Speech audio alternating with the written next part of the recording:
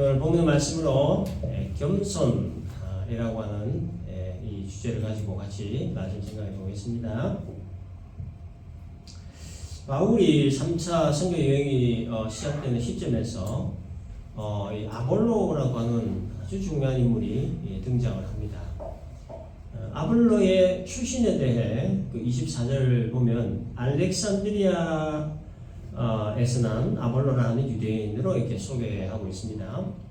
알렉산드리아는 당시 이집트의 수도였습니다. 이집트는 뭐 우리가 잘 알다시피 피라미드가 아주 유명하죠.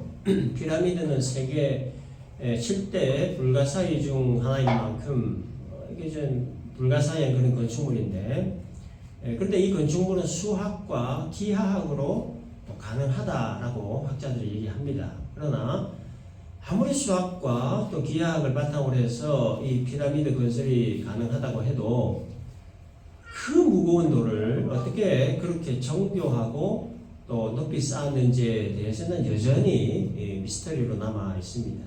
아무튼 당시 이집트에서 미스터리한 피라미드를 쌓아 올렸다라고 하는 것은 수학과 기하학이 매우 발달해 있었다라고 하는 것을 말하는 것이고, 이것은 모든 학문의 기초와 중심 역할을 했던 것이 바로 이집트였다 하는 것을 말해주는 겁니다. 그래서 당시 알렉산드리아 출신하면 모두가 다 알아주는 그런 시대였습니다. 그래서 이 사도행전을 기록한 누가가 아볼로라고 하는 인물을 소개하면서 알렉산드리아에서는 아볼로라 하는 유대인이라고 그 출신을 이렇게 탁 집어서 언급을 하는 이유는 이 아볼로가 모든 학문의 기초를 담당하고 중심 역할을 했던 알렉산드리아로부터 많은 학문적 영향을 받은 사람이다 하는 것을 말하기 위함입니다. 한마디로 이 아볼로는 많은 지식을 그 학식을 겸비한 학자였다, 그런 말입니다. 또 아볼로에 대해 소개하기를 언변이 좋고 성경에 능통한 사람이다 이렇게 소개합니다. 언변이 좋다라고 하는 말의 의미는 설득력이 있고 또 조직적이고 논리적인 달변가다 그런 뜻입니다. 그리고 성경에 능통한 자라고 합니다. 다시 말해서 성경학자다 그런 얘기입니다. 성경학자로서 성경을 설득력 있게 조직적으로 논리적으로 잘 설명하는 달변가다 그런 의미입니다. 뿐만 아니라 아볼로는 열정까지 겸비한 사람이었습니다. 25절 보면 그가 일찍이 주의 도를 배워 열심으로 예수에 관한 것을 자세히 말하며 가르쳤다라고 기록되어 있습니다. 아볼로는 일찍이 주의 도를 배웠다라고 얘기하죠. 여기서 말하는 이 주의 도라고 하는 이 말은 구약의 이사야 선지자가 자주 사용을 했던 말인데요. 이사야 선지자가 당시 백성들에게 일관되게 말한 것이 뭐였냐면 장차 오실 메시아의 길이었습니다. 그 메시아의 길이 바로 주의 도라고 하는 거죠. 그래서 아볼로가 주의 도를 배웠다라고 하는 이 말은 메시아의 오실 길에 대해 배웠다 그런 뜻입니다. 장차 이 땅에 메시아가 와서 고통받고 억압받는 이스라엘 백성들을 회복시킬 것에 대한 그 내용들을 다 배웠다 그런 뜻입니다. 아볼로가 누구에게 이 주의 도를 배웠는가에 대해 알려진 바는 없지만 학자들이 유추하기를 세례 요한으로부터 배웠을 것이다 이렇게 봅니다. 그래서 25절 끝에 보면 요한의 세례만 알 뿐이다 이렇게 이제 기록이 되어 있는 겁니다. 그래서 아볼로가 주의 도가 무엇을 의미하는지, 그리고 그 주는 또 누구를 지칭하는지를 세례 요한으로부터 이렇게 세례 요한의 제자들을 통해서 배웠고 또 그것을 유대인들에게 가르쳤는데, 그런데 아볼로가 아는 예수에 대한 지식은 요한의 세례까지만이다 라고 하는 겁니다. 요한의 세례까지만 안다라고 하는 말은 예수에 대해서 일부만 알고 있다 그런 뜻이에요. 아볼로가 세례 요한의 제자들로부터 성경을 배웠다라고 하면 세례 요한의 제자들 역시도 세례 요한이 죽고 난 이후에 예수님의 가르침들을 배우지 못했습니다. 예를 들면 예수님의 십자가 죽음이나 부활이나 성령 강림에 관한 내용들 세례 요한의 제자들이 배우지를 못했던 겁니다. 그렇기 때문에 이 아볼로 역시도 이 부분은 배우지 못할 수밖에 없었던 겁니다. 그래서 결론적으로 이 아볼로는 예수에 대해 가장 중요한 핵심적인 부분, 십자가 부활, 그리고 성령 강림과 같은 이런 부분에 대해서는 배우지를 못했다는 거예요. 그래서 아볼로가 회당에서 가르치는 성경을 그 내용을 듣고 있던 이 브리스길라 아볼라 부부가 이 핵심적인 부분 십자가와 부활이 그리고 성경 강림에 대한 내용이 빠져 있음을 이 부부가 발견을 하게 된 겁니다. 아볼로가 하는 말이 틀린 말은 아닌데 핵심이 빠져 있다는 거예요. 그래서 이 부부가 아볼로를 자기 집으로 초청을 해서 그 성경을 이제 가르칩니다. 26절 끝에 보면 브리스길라와 아볼라가 듣고 데려다가 하나님의 도를 더 정확하게 풀어 이르더라. 아볼로는 누구나 알아주는 알렉산드리아에서 온 학자입니다. 언변이 뛰어나고 성경에 능통한, 어떤 면에는 바울을 능가하는 대학자입니다. 그 학자를 집에다 모셔놓고 하나님의 도를 더 정확하게 풀어 가르치는 일을 이 부부가 했다는 거예요. 복음의 가장 중요한 핵심 부분, 십자가 부활, 그리고 성령 강림에 관한 내용들을 자세하게 가르쳐 주었다는 거예요. 이거는 여러분, 교회의 일반 성도가 신학교 교수에게 성경을 가르치는 것과 같은 일입니다. 얼마나 놀라운 일입니까? 근데 더 놀라운 일은 아볼로가 이 부부의 가르침을 받아들였다는 거예요. 신학대학교의 아주 저명한 교수가 일반 성도 부부로부터 성경 교육을 받았다는 거예요. 브리스길라 아볼라 부부가 대학자 아볼로에게 성경을 올바로 가르쳐야 되겠다 마음먹은 것도 대단하고, 아볼로가 일반 성도 부부에게 성경 배우고 또 받아들이는 것 역시도 굉장히 정말 대단한 일입니다. 성령의 역사가 아니면 있을 수 없는 일이에요. 성령께서 이 부부의 마음을 움직이셨기 때문에 가능한 일이었고, 또 이 아볼로의 마음을 성령께서 움직이셨기 때문에 가능한 일이었습니다. 브리스길라와 아볼라 부부로부터 재교육을 받은 아볼로는 이 빠져있던 그 핵심 부분을 채워서 이제 완전한 복음을 가지고 이제 아가야로 건너갔습니다. 에베소는 이미 브리스길라와 아볼라 부부가 머물면서 교회를 돌보고 있었기 때문에 아볼로는 에베소에 더 머물 필요가 없기 때문에 이제 아가야로 가게 되었던 겁니다. 바울이 아가야의 수도인 그 고린도에 1년 6개월 머물면서 고린도 교회를 세우고 난 뒤에, 그리고 떠난 뒤에 이제 그 후임으로 이제 아볼로가 오게 된 겁니다. 근데 바울이 성경을 가르치고 양육한 기간에 1년 6개월밖에 되지 않았기 때문에 고린도 교회는 아직 영적인 그 초보 단계에 있었고, 또 성도들의 그 신앙 역시 아주 미성숙한 그런 상태에 있었습니다. 그래서 바울이 떠나고 아볼로가 후임으로 오고 난 뒤에 여러 가지 이제 문제들이 발생하기 시작했는데, 가장 큰 문제가 파당 분쟁이었습니다. 바울이 떠나고 난 이후에 어떻게 할까 어찌할 바 모르던 이 성도들 입장에서는 아볼로가 굉장히 반가웠겠죠. 반가운 것까지는 좋은데 이 미성숙한 성도들이 아볼로와 바울을 자꾸 비교를 하는 겁니다. 비교. 바울에 비해 아볼로는 언변이 뛰어나고 성경에 능통한 학자고, 거기서 아볼로를 너무나 좋아한 그 일부 성도들이 이 아볼로를 그냥 추종을 하게 된 겁니다. 근데 또 다른 일부 성도들은 여전히 바울을 그리워하면서 잊지 못하고 있었습니다. 그렇게 되다 보니까 자연적으로 파가 생성된 거예요. 바울파, 아볼로파 하면서 말이에요.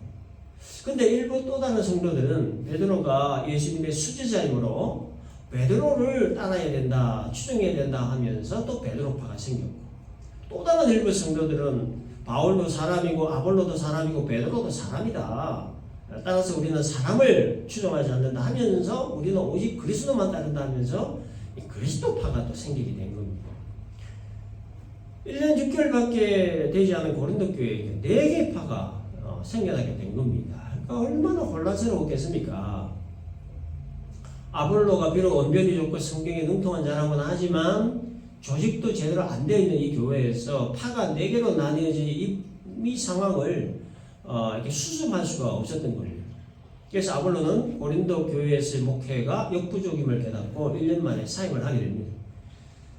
이 사임 소식이 글로에라고 하는 사람편으로 이제 바울에게 전해졌고, 또 스데마나와 버드나도 아가이고 이 세 사람이 이 고린도 교회 문제를 가지고 바울을 직접 찾아가서 고린도 교회의 상황들을 이야기해 줬다고 고린도전 16장 17절에 기록이 되어 있습니다. 바울이 교회 소식을 듣고 보니까 이게 참 기가 막힌 거예요. 문제가 생각보다 너무 심각해져 있었던 겁니다. 이게 뭐 파랑 문제만이 아니었어요. 당시에 고린도 교회는 뭐 우상 숭배 문제, 우상의 재물을 먹는 문제, 결혼이나 이혼에 관한 문제, 성만찬에 관한 문제, 예배 시간에 여자들이 수건을 머리에 뭐 써야 되냐 말아야 되나 하는 문제 등등 여러 가지 문제들이 터져 있음을 알게 된 겁니다. 그래서 당시에 에베소에 머물고 있던 바울은 이런 가슴 아픈 이야기를 듣고 이 문제를 수습해보기 위해서 고린도 교회에 편지를 써 보냈는데 그게 바로 고린도 전서입니다. 아무튼 이제 아볼로는 브리스길라와 아볼라 부부의 도움으로 이제 성경 재교육을 받고 이제 아가야 복음화를 위해 큰 일을 감당하는 데 사용을 받게 됩니다. 자, 이것이 본문인데요. 그래서 오늘 이 본문을 통해서 좀 우리가 생각해보고자 한 것은 오늘 주제입니다. 겸손에 관한 겁니다. 아볼로는 참 많이 배운 사람이었고 언변이 뛰어난 사람이었고 또 성경에 능통한 자로서 해당에서 유대인들을 대상으로 성경을 강론하던 사람이었는데 그럼에도 불구하고 브리스길라 아볼라 부부가 성경을 가르치고자 했을 때 거절하지 않고 이 부부에게 성경을 배웠습니다. 웬만한 사람 같으면은 매우 불쾌하게 생각을 했을 겁니다. 감히 성경학자의 나를 가르쳐 이런 마음을 가지고 아무 불쾌하게 생각했을 겁니다. 근데 아볼로의 부부로부터 성경을 가르침을 받았습니다. 겸손이 몸에 배어 있지 않으면 할 수 없는 일이죠.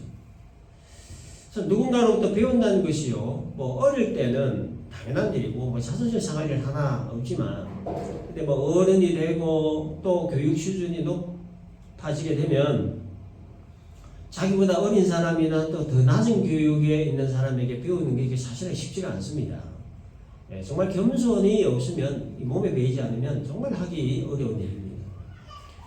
다 아시지만 이 겸손의 그 사전적인 뜻은 남을 존중하고 자기를 낮추는 태도를 겸손이다, 이렇게 사전에 기록되어 있습니다. 그래서 다른 사람을 존중하는 게 이게 겸손이라고 하는 얘기예요. 그래서 겸손은 존중을 수반하고 존중은 겸손의 증거가 된다, 그런 얘기죠. 다른 사람을 존중한다고 할 때에 그 존중은 무엇을 존중하는 것을 말하느냐, 그 사람의 인격과 가치를 존중하는 것을 말합니다. 그러니까 겸손은 다른 사람의 어떤 인격 그리고 그 사람의 가치를 존중할 수 있게 한다는 거예요. 성경학자 아볼로가 일반 성도 부부에게 성경을 배울 수 있었던 이유가 바로 여기에 있습니다. 부부의 인격이나 그 부부의 가치에 대한 존중함이 있었기 때문에 그 성경을 배울 수 있었던 거예요. 그리고 부부가 아볼로에게 성경을 가르칠 수 있었던 것 역시도 아볼로의 인격과 가치에 대한 존중함이 있었기 때문에 이 성경학자를 가르칠 수 있었다는 거예요. 아볼로와 이 부부에게 겸손이라고 하는 공통 부모가 있었기 때문에 서로의 인격과 서로의 가치를 존중하는 마음으로 성경을 가르치고 또 성경을 배울 수 있었다는 거예요. 뭐 자세한 내용이 성경에는 없습니다만은 우리가 좀 상상력을 동원해서 이렇게 생각해 볼 수 있습니다. 아볼로가 어느 날 갑자기 이 부부에게 성경을 배우려는 마음을 가졌던 것은 분명 아니었을 겁니다. 이 부부 역시도 갑자기 아볼로에게 성경 가르쳐야 되겠다 마음 먹었던 것도 역시 아니었을 겁니다. 부부는 부부대로 회당에서 성경 가르치는 아볼로를 유심히 바라봤을 것이고, 아볼로는 또 아볼로대로 자기의 강의를 듣고 있는 이 부부의 태도를 다 봤을 거예요. 그리고 강의가 끝나고 난 뒤에 같이 만나 차도 한잔하고 밥도 같이 한 걸 먹으면서 여러 가지 대화도 나눴을 겁니다. 그러면서 서로의 어떤 인격 부분이나 가치 부분에 대해서 파악을 했을 거예요. 이 사람 정도의 인격이면 성경 가르치고 싶다 말해도 기분 나빠하지 않겠구나. 이 부부는 아볼로에 대한 이런 판단을 가지고 성경 공부 지혜를 했던 거예요. 이 부부의 인격 정도면 이들에게 성경 배워도 괜찮겠구나. 아볼로는 이런 판단을 가지고 부부의 성경 공부 지혜에 응했을 거라는 거예요. 그래서 이들에게 있는 겸손이라고 하는 그 공통 부모가 있었기 때문에 서로의 인격과 가치에 대해 존중하는 마음을 가질 수 있었다. 이렇게 우리가 상상력 동원해서 생각해 볼 수 있는 겁니다. 그래서 여러분, 우리가 이런 부분을 좀 배울 필요가 있다는 거죠. 다른 사람을 존중하는 마음, 서로서로를 존중하는 마음. 그래서 이 마음을 가질 수 있는 방법에 대해서 빌립보 2장 3절에서는 이렇게 말씀합니다. 아무 일에든지 다툼이나 허용으로 하지 말고 오직 겸손한 마음으로 각각 자기보다 남을 낮게 여기고, 자기보다 남을 낮게 여기는 마음, 이 마음이 바로 다른 사람을 존중할 수 있게 해주는 마음이고, 이런 마음은 겸손에서 비롯된다라는 겁니다. 겸손 없이 다른 사람을 나보다 더 나은 사람으로 여길 수 없기 때문입니다. 그래서 어거스틴의 제자들이 기독교 핵심 진리가 뭡니까? 라는 이 질문을 스승 어거스틴에게 했을 때 어거스틴이 뭐라고 했습니까? 첫째도 겸손, 둘째도 겸손, 셋째도 겸손이다. 이런 말씀을 한 거예요. 마태복음 22장에서 한 율법사가 예수님께 물었습니다. 율법 중에서 어느 계명이 크냐? 주님은 네 마음을 다하고 목숨 다하고 뜻을 다하여 주 너희 하나님을 사랑하라, 내 이웃을 내 몸과 같이 사랑하라, 이 말씀을 하신 거예요. 이 말씀 역시 그 핵심이 뭐냐면 이 겸손에 관한 말씀이었어요. 하나님 앞에 겸손하지 않으면 마음과 목숨과 뜻을 다하여 하나님 사랑할 수 없다는 거예요. 사람 앞에 겸손하지 않으면 이웃을 내 몸과 같이 사랑할 수 없다는 거예요. 그리고 마음과 목숨과 뜻을 다하여 하나님 사랑하라는 이 말은 하나님을 하나님으로 존중하라는 말, 내 이웃을 내 몸과 같이 사랑하는 말 역시도 이웃을 존중하다, 그런 의미의 말이라는 거예요. 그래서 존중 없이 하나님 사랑할 수 없고 존중 없이 이웃을 사랑할 수 없다는 거예요. 그리고 그 존중은 겸손에서 나오는 것이기 때문에 겸손이 핵심이라고 하는 거예요. 마가복음 9장에서 제자들이 서로 누가 크냐라는 문제를 두고 쟁론하고 있을 때 예수님 뭐라고 하십니까? 제자들을 불러다 앉혀놓고 이렇게 말씀하셨습니다. 누구든지 첫째가 되고자 하면 무사람의 끝이 되며 무사람을 섬기는 자가 되어야 하리라. 이 말씀 역시 겸손에 관한 말씀이죠. 제자들이 누가 크냐에 대해 싸우고 있을 때 예수께서 하시던 말씀은 겸손하라는 얘기예요. 겸손은 하나님 나라를 하나님 나라에 되게 하는 핵심 원리다라고 해요. 그래서 하나님 나라에는 다 겸손한 사람만 있는 곳이 하나님 나라라는. 그래서 성경 전체에 유유히 흐르고 있는 핵심 진리가 뭐냐? 겸손이라고 하는 겁니다. 겸손의 기준은 예수님이죠. 겸손의 대가이시고 겸손의 기주이신 분이 예수님. 그래서 우리가 예수님으로부터 이 겸손을 배워야 합니다. 그래서 예수님도 마태복음 11장 29절에서 나는 마음이 온유하고 겸손하다 하시면서 내에게 배우라 말씀하신 겁니다. 그리고 예수님의 겸손에 대해 가장 정확하게 기록해 놓은 말씀이 빌립보 2장 6절에서 8절 말씀입니다. 그는 근본 하나님의 본체시나 하나님과 동등됨을 취할 것으로 여기지 아니하시고 오히려 자기를 비워 종의 형체를 가지사 사람들과 같이 되셨고 사람의 모양으로 나타나사 자기를 낮추시고 죽기까지 복종하셨으니 곧 십자가에 죽으심이라. 성자 하나님이 사람이 되신 것, 이게 예수님의 겸손이라고 하는 겁니다. 성자 하나님이신 예수님이 사람이 되셔서 죄인들을 대신해 십자가 달려 죽으신 것, 이게 바로 예수님의 겸손이라는 거예요. 이 정도는 돼야 겸손이라고 할 수 있다는 겁니다. 이게 바로 겸손의 기준이라고 하는 거예요. 그래서 이 정도 안 되면 겸손이라고 말하면 안 된다는 거예요. 그래서 성자 하나님이 사람이 되신 것은 여러분, 사람이 개나 돼지가 되는 것보다도 더 낮아지신 겁니다. 사람은 어떻습니까? 개아들,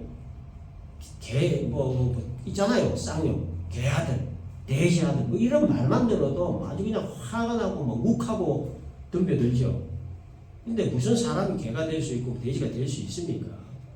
작은 말 한마디에도 못 참고 그냥 욱하고 죽자고 덤벼드는 게 우리 사람이에요. 그죠? 정도의 차이는 있지만 이 자존심 건드리는 말 하면 그거 들으면 이게 못 참는 게 우리 사람입니다. 근데 예수님은 성자 하나님이심에도 불구하고 사람이 되셔서 개나 돼지가 되는 것보다도 더 낮은 사람이 이 땅에 오셔서 침뱉음 당하시고 뺨맞음 당하시고 가시면류관으로 찔림 당하시고 살점이 떨어지는 그 채찍 맞으시고 조롱과 희롱과 모욕과 천대와 멸시 당하시고 십자가에 달려서까지도 남은 구원해도 자기는 구원하지 못한다는 이런 그 조롱의 말을 들으셨습니다. 그럼에도 예수님이 그 모든 일들을 묵묵히 견디실 수 있었던 그 원동력이 뭐냐? 겸손에 있었다는 거예요. 겸손. 여러분 우리 같으면 뭐 이렇게 할 수 있겠습니까? 누가 나에게 욕을 해도 뭐 욕 욱하고 뭐 조롱해도 욱하고 뭐 멸시해도 욱하고 그냥 나한테 무슨 침 뱉거나 뺨이라도 한 대 때리면 그날은 같이 죽는다는 거죠. 이게 사람의 모습입니다. 사람은 그래서 기본적으로 겸손할 수가 없는 거예요. 겸손을 흉내 정도는 낼 수 있어도 예수님 같은 그런 겸손은 할 수 없다는 겁니다. 그래도 하나님도 예수님 같은 겸손을 우리들에게 기대 안 하실 것 같아요. 아마도 흉내라도 좀 잘 내면 좋겠다. 이게 하나님 바람이 아닐까. 예수님 같은 겸손은 뭐 사람은 뭐 이게 죽었다 깨어나도 골백번 죽었다 깨어나도 하기 어려운 불가능한 일이니까 그거는 막 포기하고 흉내라도 좀 잘 냈으면 좋겠다 하는 게 이게 하나님의 바람이 아닌가 한다는. 조롱하는 말 들었을 때 묵묵히 참으신 예수님 흉내 좀 내고 침뱉음 당하시고 뺨 맞았을 때도 묵묵히 참으신 예수님 그 흉내를 좀 내고 자존심 짓밟는 말 들었을 때도 묵묵히 참으신 예수님 흉내 내는 거 하나님이 기대하지 않으실까? 하늘 영광 버리시고 낮고 천한 이 땅에 사람 되어 오신 예수님 그 낮아지심을 좀 흉내 좀 내보라는 거죠. 자존심 건드리는 사람 마치 맞받아치고 싶은 충동 그거 좀 참아보라는 거예요. 예수님 좀 흉내 좀 내보라는 거예요. 그래서 예수님의 참고 견디신 그 모습을 흉내만 낼 수 있어도 우리들 역시도 어느 정도 지금보다는 훨씬 더 성숙한 신앙을 가질 수 있게 되지 않을까라는 겁니다. 예수님의 온유하신 모습, 예수님의 그 겸손하신 모습, 그리고 예수님의 사랑, 예수님의 자비, 예수님의 오래 참으심 등등 이러한 예수님의 성품을 우리가 흉내만 좀 잘 낼 수 있어도 우리들 역시 어느 정도 이 사랑과 자비, 오래 참음의 그 신앙을 이렇게 가질 수 있을 수 있지 않나라는 겁니다. 갈라디아서 5장에 나오는 그 성령의 9가지 열매들이 있죠. 이 열매들이 예수님의 성품이 반영된 것들입니다. 그래서 사랑과 희락과 화평과 오래 참음과 자비와 양심과 충성과 절제. 예수 믿고 성령이 내주하시는 그리스도인의 이 신앙생활 가운데 성령의 9가지 열매를 맺어야 된다라고 이 말의 의미는 나의 성품이 예수님의 성품으로 변화되어야 된다 그런 뜻입니다. 근데 여러분 이 죄의 속성을 가지고 있는 우리 인간은 이 골백번 죽었다 깨어나도 예수님의 성품으로의 변화는 완전 변화는 불가능합니다. 성령의 9가지 열매로 관련된 예수님의 성품들을 전부 다 배우고 다 닮아가지고 예수님처럼 살 수만 있다면 이게 뭐 얼마나 좋겠습니까만은 그러나 내 속에 있는 죄의 속성이 변화되지 못하도록 끈질기게 집요하게 방해하기 때문에 그래서 예수님의 성품 완전 변화는 불가능하다. 그래서 우리가 할 수 있는 최선의 방법은 그저 흉내내는 정도입니다. 예수님의 성품 배운 것을 흉내라도 우리가 내고 살 수 있다면 그것만으로도 다행이라는 거예요. 흉내라도 낸다는 것은 예수님의 성품으로 변화되어야 한다는 필요성이라도 인식한다는 게 말이기 때문에 그거는 소망이 있는 거예요. 교회 내에 자기 성품 가지고 속된 표현으로 자기 성질 가지고 예수 믿는 사람들이 적지 않습니다. 예수님 그 성품들에 관해 무관심한 사람들, 그 예수님의 성품들을 배우고 닮아야 할 필요성을 인식하지 못하는 사람들, 그래서 자기 성품대로 예수 믿는 사람들이 적지 않습니다. 교회에. 도대체 왜 교회를 오는가 의문을 갖게 하는 사람들이 적지 않더라는 거예요. 신앙의 기준이 성경에 별로 관심이 없어요. 예배에 별 관심 없어요. 성경의 주인공이신 예수님 별 관심 없어요. 그래서 예수님 뭐 성품 배우고 닮아야 할 필요성 전혀 못 느낍니다. 예수님 성품이 어떠한가에 대한 관심이라도 가져야 뭔가 좀 배울 필요성이라도 느낄 건데 이건 뭐 관심 자체가 없으니까 뭐 배우고 뭐 닮아야 할 필요성을 전혀 못 느낍니다. 교회를 오는 이유나 목적이 뭐 다른 데 있으니까 이 관심 자체가 다른 데 있는 겁니다. 그래서 결국 뭐 신앙의 기준이 성경에서 벗어난 교회 생활, 성경의 주인공 예수님과 전혀 관계없는 그런 교회 생활을 하게 되는 거죠. 근데 여러분 신앙생활의 목적이 뭡니까? 신앙생활의 목적이 뭡니까? 예수님의 성품 배우고 닮아서 예수님처럼 사는 게 이게 신앙의 궁극적 목적이 아닙니까? 예수님처럼 사랑하고 예수님처럼 기뻐하고 예수님처럼 화평하고 예수님처럼 오래 참고 예수님처럼 자비하고 예수님처럼 양선하고 예수님처럼 충성하고 예수님처럼 온유하고 예수님처럼 절제하고 예수님처럼 겸손하게 사는 게 이게 신앙의 궁극적 목적이 아니냐.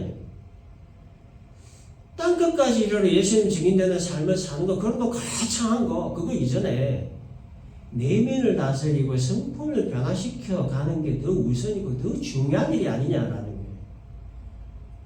자기 성품 가지고, 자기 성질 가지고 뭐 땅끝에까지 가서 예수님 그 증거하면 뭐합니까? 예수님 성품 닮은 거 하나도 없이, 예수님 뭐 성품 변화된 거 하나 없이, 땅끝에 가가지고 예수님 뭐 증인 노릇하는 그게 무슨 의미가 있냐는 거예요. 그거는 기독교라고는 하나의 종교를 퍼뜨리는 일에 불과한 거지, 예수를 증거하는 일이 아니라는 거예요. 그렇기 때문에 비록 우리가 땅끝에까지 못 가더라도 내 삶의 영역에서 예수님의 성품 닮은 모습으로 사는 게 이게 진짜 예수의 증인된 삶을 사는 거라는 거예요. 사도행전 1장 8절에서 주님은 오직 성령이 너희에게 임하시면 너희가 권능을 받고 예루살렘과 온 유대와 사마리아와 땅끝까지로 내 증인되리라고 말씀을 하셨습니다. 지상 명령을 내리셨어요. 예루살렘과 온 유대와 사마리아와 땅끝까지 이르러 예수의 증인이 되기 위한 첫 번째 조건에 대해서 주님이 뭐라고 얘기하셨냐면 성령이 임해야 된다는 거예요. 성령이 임해야 된다. 성령이 임해야 권능을 받는다고 하신 거예요.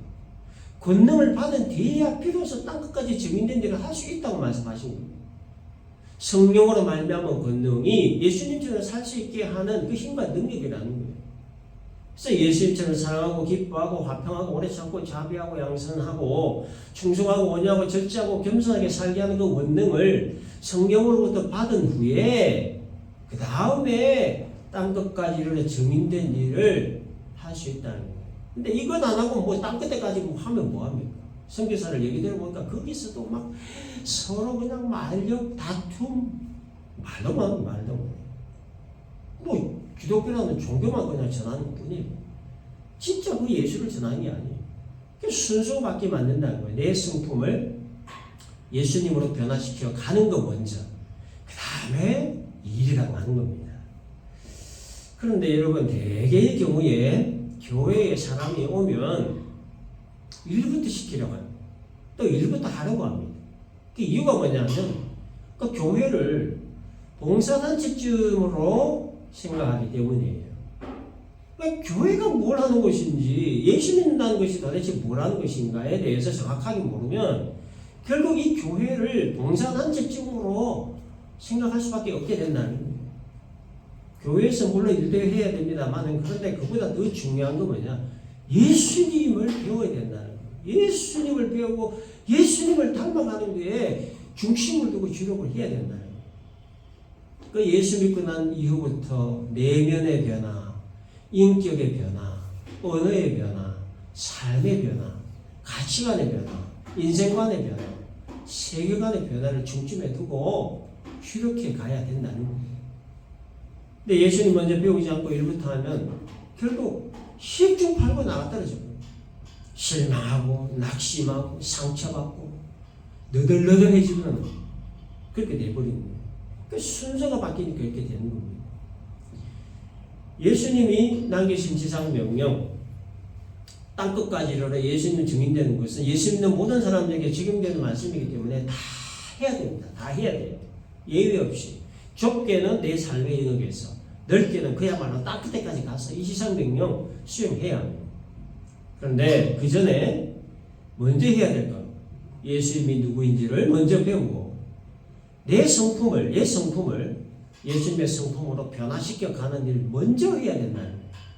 전부 다는 못해요. 100% 불가능합니다. 그러나 흉내라도 내면서 조금씩이라도 예수님의 성품을 배우고 닮아가는 일에 중점을 두고 주력해야 된다는 거예요. 특히 오늘 말씀의 주제인 이 겸손에 관해서 우리가 완벽하지 못하더라도 그 예수님의 겸손을 흉내라도 내보자는 거예요. 조금씩이라도. 그래서 이것이 오늘 말씀의 결론입니다. 그래서 이 말씀 우리가 잘 기억을 하고 예수님의 성품 배우고 담는 일, 우리가 완벽하게는 못하지만 흉내라도 내면서 조금씩이라도 나의 옛 성품을 예수님의 성품으로 변화시켜 가는 일에 중점을 두고 주력해 감으로 말미암아 그래서 내 삶의 영역에서 예수의 증인으로 살아가기에 부족함이 없고 손색 없는 그런 우리의 삶이 될 수 있기를 주님의 이름으로 축원합니다. 기도합니다. 아볼로와 브리스길라 아볼라 부부의 겸손